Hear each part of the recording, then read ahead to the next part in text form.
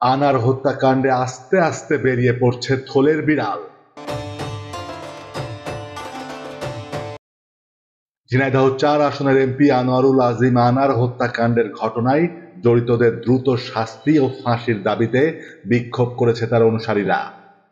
বিকেল ৫:৩০টার দিকে শহরের ভূষণ স্কুল সড়কের দলীয় কার্যালয় থেকে মিছিলটি বের করা হয়। মিছিলটি শহরের প্রধান প্রধান সড়ক প্রদক্ষিণ শেষে আবার একই স্থানে গিয়ে সংক্ষিপ্ত সমাবেশে মিলিত হয়।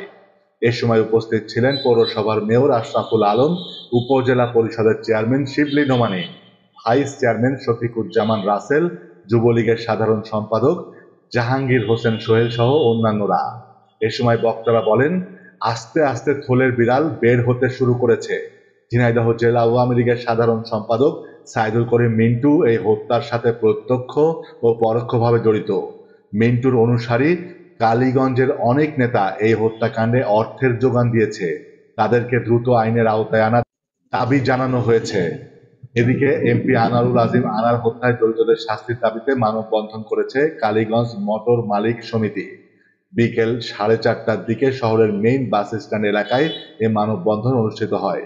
ঘণ্টাব্যাপী চলা মানববন্ধনে বিভিন্ন শ্রেণী পেশার মানুষ অংশগ্রহণ করে।